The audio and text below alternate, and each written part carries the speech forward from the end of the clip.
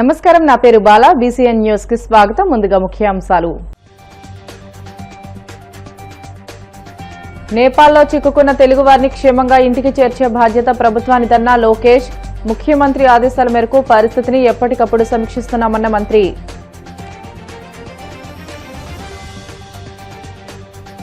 అన్నదాత పోరు grand success అయిందన్న YCP Kadapa జిల్లా అధ్యక్షుడు రవీంద్రనాథ్ రెడ్డి. ప్రభుత్వం ఎన్ని అడ్డంకులు సృష్టించినా రైతులు, వైసీపీ శ్రేణులు తరలివచ్చారని వెల్లడి.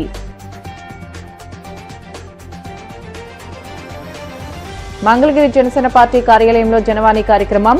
ప్రజల నుంచి అర్జీలు స్వీకరించిన తూర్పు కాపు కార్పొరేషన్ చైర్మన్ పాలవలస యశస్వి.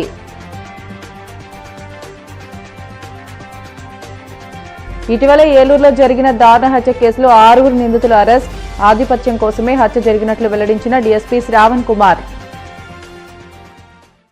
నేపాల్లో చిక్కుకున్న తెలుగు వారిని సాయంత్రానికి క్షేమంగా ఇంటికి చేర్చే బాధ్యత కూటమి ప్రభుత్వానిదని మంత్రి నారా లోకేష్ పేర్కొన్నారు.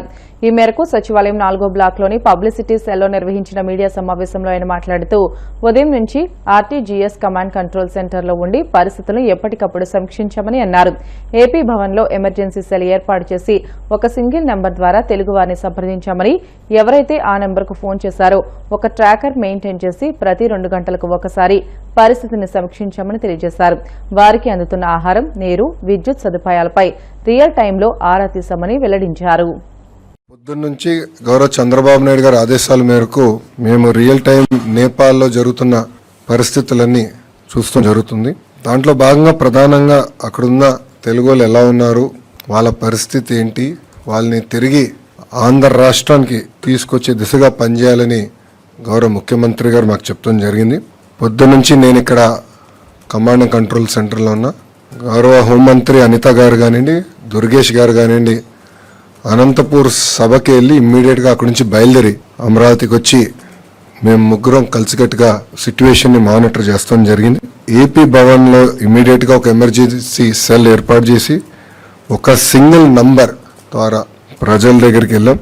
ఎవరైతే ఆ నంబర్కి ఫోన్ చేశారో ఒక ట్రాకర్ మెయింటైన్ చేసి ప్రతి 2 గంటలు ఒకసారి వాళ్ళ పరిస్థితులు ఏంటి, ఫుడ్ కానీ, వాటర్ కానీ, పవర్ కానీ ఎన్ని ఉన్నాయా లేవా, ఏమైనా చేసేది ఉందని కూడా రియల్ టైం తెలుసుకుంటాం జరిగింది. ఢిల్లీలో ఉన్న కంట్రోల్ సెంటర్లో తెలుగుదేశం పార్టీ ఎంపీ సానా సతీష్ గారు, గవర్నమెంట్కి చెందిన అర్జ శ్రీకాంత్ గారు అక్కడ కూర్చుని వాళ్ళు మొత్తం మానిటర్ చేస్తాం జరిగింది రియల్ టైం.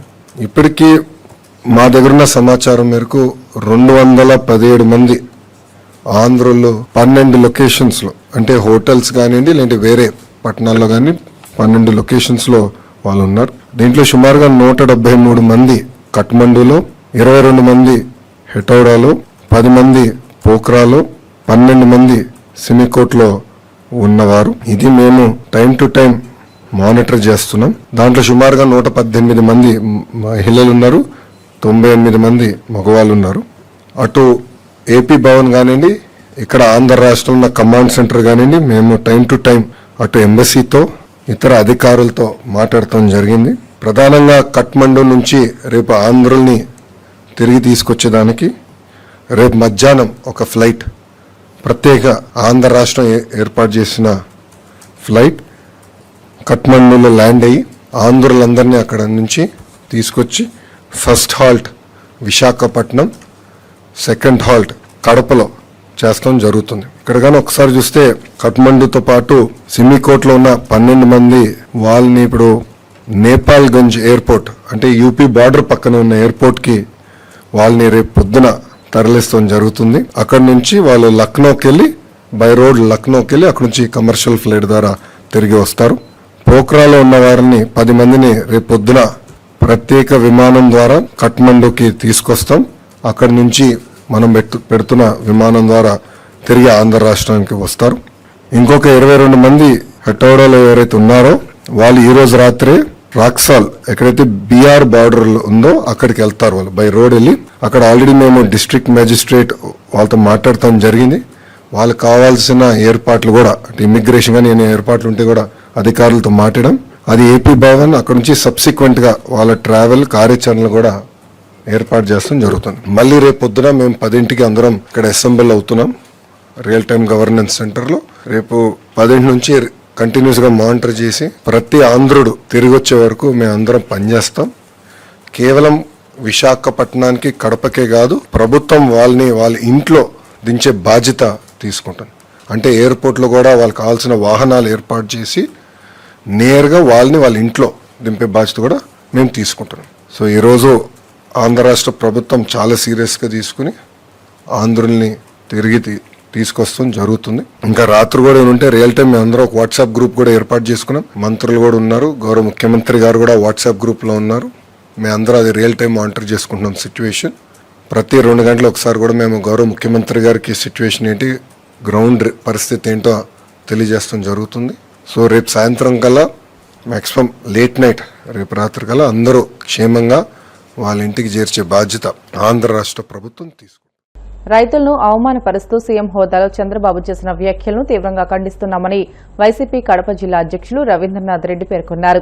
కడప నగరంలోని పార్టీ కార్యాలయంలో ఏర్పాటు చేసిన మీడియా సమావేశంలో ఆయన మాట్లాడుతూ రైతాంగ సమస్యలపై వైసీపీ ఆధ్వర్యంలో నిర్వహించిన అన్నదాత పోరు విజయవంతమైందని అన్నారు. అనేక అడ్డంకులు సృష్టించిన కార్యక్రమాన్ని జయప్రదం చేసిన ప్రతి ఒక్కరికి ధన్యవాదాలు తెలియజేస్తున్నామని అన్నారు. ఈ కార్యక్రమం ద్వారా తాము రైతుల సమస్యలను అధికారుల దృష్టికి తీసుకువెళ్లామని అన్నారు. అన్నదాత పోరుకు వెళ్లొద్దంటూ పోలీసులు నోటీసులు ఇచ్చినా నాయకులు క్వాడర్ లెక్క చేయకుండా ప్రతి చోట వందలాది మందిగా తరలివచ్చి తమ నిరసనలు తెలియజేశారని అన్నారు. జరిగిన అన్నదాత పోరు సక్సెస్ చేసినందుకు రైతులకు, రైతు కార్మికులకు, మా వైఎస్ఆర్ కాంగ్రెస్ పార్టీ నాయకులకు, కార్యకర్తలకు అందరికీ కూడా కృతజ్ఞతలు, అభినందనలు తెలియజేసుకుంటున్నాం. అన్నదాతలకు సంబంధించి, రైతులకు సంబంధించి చాలా కష్టాల్లో ఉన్నారు కాబట్టి, చాలా ఇబ్బందుల్లో ఉన్నారు కాబట్టి, చాలా సమస్యల్లో ఉన్నారు కాబట్టి అంత పెద్ద ఎత్తున వైఎస్ఆర్ కాంగ్రెస్ పార్టీ ఇచ్చిన పిలుపుకు స్పందించి ఎక్కడ చూసినా కూడా వేలాది మంది పాల్గొన్న పరిస్థితి మనం చూసాం. అంత గ్రాండ్ సక్సెస్ చేసినందుకు మరొకసారి వారికి అందరికీ కూడా అభినందనలు, కృతజ్ఞతలు తెలియజేసుకుంటున్నాం. ఏదైనా కూడా ప్రశ్నించే మనస్తత్వం పెంచుకోవాల్సిన అవసరం తప్పకుండా ఉంది. అన్యాయం జరిగినప్పుడు ఎలుగెత్తి చాటాల్సిన అవసరం తప్పకుండా ఉంది. అన్యాయం జరిగిందని చెప్పాల్సిన అవసరం తప్పకుండా ఉంది. ప్రజల దృష్టికి తీసుకుపోవాల్సిన అవసరం తప్పకుండా ఉంది. ప్రభుత్వ దృష్టికి తీసుకుపోవాల్సిన అవసరం తప్పకుండా ఉంది. సో తప్పకుండా భవిష్యత్తులో ఇంకా బాగా చేయాల్సిన అవసరం కూడా తప్పకుండా ఉంది. లక్షలాది మంది పాల్గొని మనం నిరసన వ్యక్తపరచాల్సిన అవసరం తప్పకుండా ఉంది. ఎందుకంటే నేపాల్లో సోషల్ మీడియాను బ్యాన్ చేస్తేనే పెద్ద ఎత్తున అక్కడ కదలి వచ్చి ప్రైమ్ మినిస్టర్ రిజైన్ చేసే స్థాయికి పోవడం జరిగింది. సో అటువంటి స్థాయికి మనం కూడా చేరుకోవాల్సిన అవసరం తప్పకుండా ఉంది. అన్యాయం జరిగినప్పుడు చెప్పుకోవాల్సిన అవసరం తప్పకుండా ఉంది. అవసరం వస్తే ప్రభుత్వాలను దించే పరిస్థితికి తీసుకురావాల్సిన అవసరం తప్పకుండా ఉంది. ఎందుకంటే ఈ ప్రభుత్వం చేస్తలుడిగిన ప్రభుత్వం, దుర్మపైతమైన వానబడిన అంటే అన్నమాట. అంత దుర్మార్గమైన పరిపాలన సాగిస్తున్న పరిస్థితి తెలిసిన విషయమే. ఎందుకంటే అన్నదాత పోరు అని చెప్పేసి వైఎస్ఆర్ కాంగ్రెస్ పార్టీ పిలిపి ఇవ్వగానే వైఎస్ఆర్ కాంగ్రెస్ పార్టీ ప్రతి నాయకునికి గ్రామ స్థాయి వరకు కూడా ఒక పోలీస్ వ్యవస్థను ఉపయోగించుకొని వాళ్ళందరికీ కూడా నోటీసులు ఇచ్చే కార్యక్రమం చేసి, పాల్గొనొద్దని చెప్పి భయపడిచ్చి, కేసులు పెడతామని చెప్పేసి భయపడిచ్చి, ఈ రకంగా ఇంత దుర్మార్గమైన పరిపాలనను నేను ఎక్కడా కూడా చూసిండాను. ఎందుకంటే భావస్వేచ్ఛ అనేది అన్యాయం జరిగినప్పుడు చెప్పుకునే కార్యక్రమానికి ఎప్పుడు కూడా రాజ్యాంగంలోనే స్వేచ్ఛను కల్పించడం జరిగింది. సో దాన్ని ఇంత దారుణంగా, ఎందుకంటే ఇక్కడ ఏదో అంబేద్కర్ రాసిన రాజ్యాంగం లేదు, ఇదంతా కూడా నారా లోకేష్ రాజ్యాంగం ఉన్నట్టుంది, రెడ్ బుక్ రాజ్యాంగం ఉంది తప్ప వేరే లేదు. అంటే పోలీసు వ్యవస్థను ఉపయోగించి బుల్డోజ్ చేసే కార్యక్రమం, ప్రజాస్వామ్యాన్ని బుల్డోజ్ చేసే కార్యక్రమం చేసి, ప్రజాస్వామ్యాన్ని అంతమొందించే కార్యక్రమం చేసి, ప్రజాస్వామ్యాన్ని నాశనం చేసే కార్యక్రమం చేస్తున్న పరిస్థితి మనం చూస్తున్నాం. ప్రజలను మభ్యపెడతామని లేకోకుండా ఎవరిని మభ్యపెడదామని చెప్పేసి నువ్వు ఆ రకంగా చేస్తున్నావు. అంటే నీకు మీడియా ఉంటే నీకు బాగా ఊదే పేపర్లు ఉంటే చాలే, వాళ్ళు రాస్తా అంటారు, ఏం ఇబ్బంది లేదు, వాళ్ళు మభ్య పెడతా అంటారు, మభ్య పెడతారులే అని చెప్పేసి అనుకుంటున్నావు. ఏమాత్రం అటువంటి ఛాన్సే లేదు. ప్రజలు ఖచ్చితంగా కన్నెర్ర చేసే కార్యక్రమం తప్పకుండా జరుగుతుంది. గాలి కొట్టుకుపోయే కార్యక్రమం తొందరలోనే నీకు దగ్గరకు వచ్చాయని చెప్పేసి నేనైతే చెప్తున్నాను. జనసేన పార్టీ ఎమ్మెల్యేలు జనవాణి కార్యక్రమంలో పాల్గొని రాష్ట్రంలోని పలు ప్రాంతాల నుండి వచ్చిన ప్రజల సమస్యలకు సంబంధించి అర్జీలు స్వీకరిస్తున్నారు. అనంతరం వాటిని అధినేత దృష్టికి తీసుకువెళ్లి పరిష్కరిస్తామని హామీ ఇస్తున్నారు. ఈ నేపథ్యంలో మంగళగిరి జనసేన పార్టీ కేంద్ర కార్యాలయంలో నిర్వహించిన జనవాణి కార్యక్రమంలో పలు ప్రాంతాల నుండి వచ్చిన ప్రజల నుంచి రాష్ట్ర తూర్పు కాపు కార్పొరేషన్ చైర్మన్ పాలవలస యశస్వి అర్జీలు స్వీకరించారు. పలు సమస్యలపై తక్షణం సంబంధిత అధికారులతో మాట్లాడి పరిష్కార మార్గాలు చూపారు. ఏలూరు రూరల్ కొమడవోలు ఇందిరమ్మ కాలనీలో ఇటీవల జరిగిన దారుణ హత్య కేసులో 6 నిందితులను పోలీసులు అరెస్ట్ చేశారు. ఏలూరు పోలీస్ సబ్ డివిజన్ కార్యాలయంలో డీఎస్పీ శ్రవణ్ కుమార్ కేసు వివరాలను మీడియాకు వెల్లడించారు. కొమడవోలు ఇందిరమ్మ కాలనీకి చెందిన పోనూరు రాజేష్ కొందరు రాజకీయ నేతల అండతో గొడవలకు సెటిల్మెంట్లు చేస్తూ ఉంటాడు.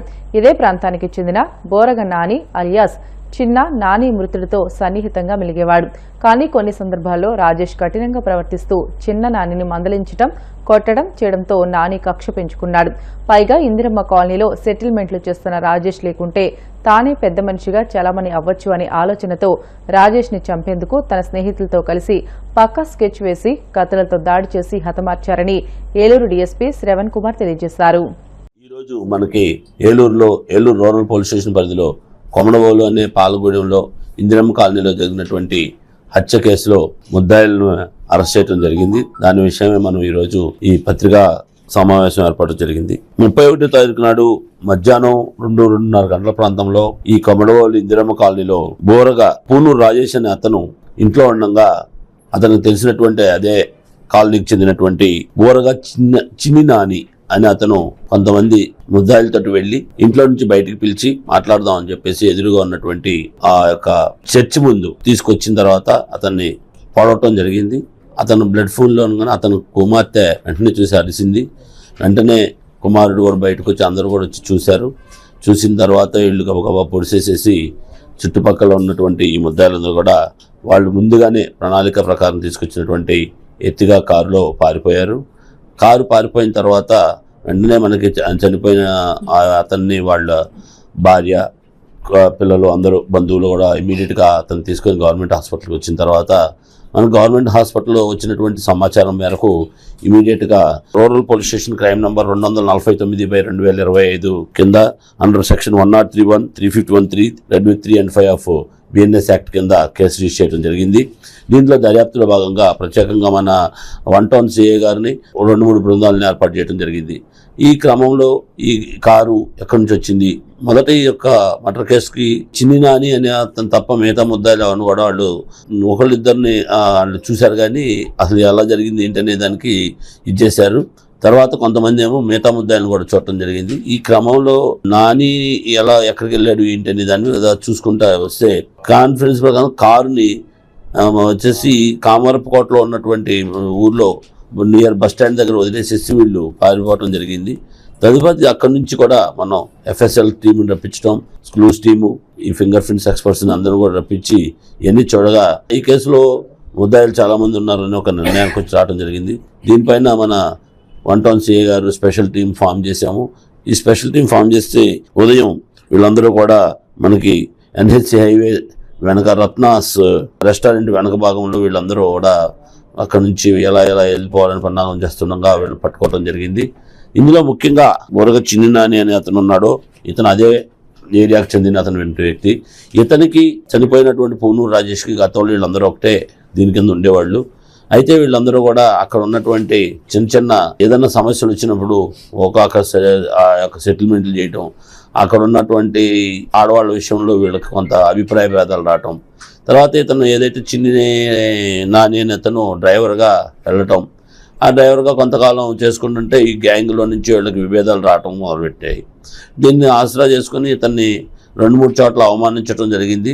దీంతో అతను కక్ష పెంచుకున్నాడు. అదేవిధంగా ఈ చిన్ని నానికి అనేక చోట్ల కూడా ఇతనికి సపోర్ట్ రాలేదని చెప్పేసి కొన్ని ఇతనికి పర్సనల్ విషయాల్లో కూడా అడ్డుకుంటున్నాడని, తర్వాత ఇతనికి సంబంధించిన ఒక వ్యక్తితోటి ఇతను వివాహేతర సంబంధం పెట్టుకోవటం, దాని విషయమే వాళ్ళ బంధువులు అడగటానికి వచ్చినప్పుడు ఇతని అడ్రస్ చూపించడం, ఇలాంటివన్నీ కూడా తన మనసులో ఇంకా కక్ష పెంచుకున్నాడు. ఇంకితను ఉంటే మనల్ని ఎప్పటికైనా ఇదిగా ఉంటాడని ఓవర్ పవర్ చేస్తాడు, ఇంకా మనం ఇక్కడ బతకలేమని నిర్ణయించుకోవడంతో పాటు అసలు ఈ రాజేష్ అనే తన్ని తీసేస్తే తనే ఆ పాలగూడెంలో ఇందిరమ్మ కాలనీలో పెత్తనం చేయొచ్చని ఒక దురుద్దేశంతో ఒక పథకం ప్రకారం కేవలం ఒక వ్యక్తిగతంగా ఇతని మీద దాడి చేశాడని, చిన్ని నాని అని అతని మీద దాడి చేశాడనే కారణంగాను అక్కడ ఇతన్ని లేపేస్తే తన ప్రాబల్యం పెంచుకోవచ్చు అని ఒక కేవలం దురుద్దేశంతో ఇతన్ని అంతమొందించడం జరిగింది రాజేష్ని. కాబట్టి ఈ రోజు నాడు వీళ్ళు దొరకటంతో వీళ్ళ దగ్గర వీళ్ళు అంతకుముందు వదిలేసినటువంటి కారుని, విధంగానే ముద్దాయిల యొక్క వాళ్ళు ఉపయోగించిన చాకులు, వాళ్ళ బట్టలు, అదేవిధంగా వీళ్ళు ఏదైతే ఈ దాని పడటానికి స్కూటరు, ఇవన్నీ కూడా, ఎందుకంటే లాస్ట్లో ఇద్దరు చాలా అనుకున్నప్పుడు ఇద్దరు ముద్దాయిలు కూడా వాళ్ళు స్కూటర్ వేసుకొని వస్తారు. ఆ స్కూటర్ అన్నిటిని కూడా ఈ కేసులో దర్యాప్తుల భాగంగా స్వాధీనం చేసుకోవడం జరిగింది. అందరికీ ఈ రకంగా హెచ్చరిస్తున్నాం, ఎవరైతే ఈ యొక్క దందాలకు పాల్పడుతున్నారో, ఈ రకమైన చిల్లర గొడవలకు వెళ్తున్నారో అందరికి తస్మాత్ జాగ్రత్త చెప్తున్నాం. మీ అందరిని కూడా ఇలాంటి ఇది మర్డర్ కేసులో ఇరుక్కోవటమే కాకుండా వీళ్ళందరిపైన ఇంకా ఎవరైతే ఇందులో ఇంకా లోతైన దర్యాప్తు చేస్తాం. ఇందులో చిల్లర ముళ్ళ రాశాలు వేసి చాలా విషయాలు బయటకు వచ్చినాయి. ఇందులో చాలామంది పైన చర్యలు తీసుకోవడం కూడా జరుగుతుంది. కాబట్టి అందరినీ ఏలూరులో ఉన్న ఇలాంటి ఎవరైతే ఈ చిన్న చిన్న దందాలు చేస్తూ రౌడీ ఇజం పాల్పడుతున్నటువంటి వాళ్ళందరినీ కూడా మీ పైన షీట్లు ఓపెన్ చేయడంతో పాటు ఖచ్చితంగా కఠినంగా చట్ట ప్రకారం చర్యలు తీసుకోవడం. బ్రిటన్లో షార్ట్ బ్రేక్ తీసుకుందాం. స్టివితాజ్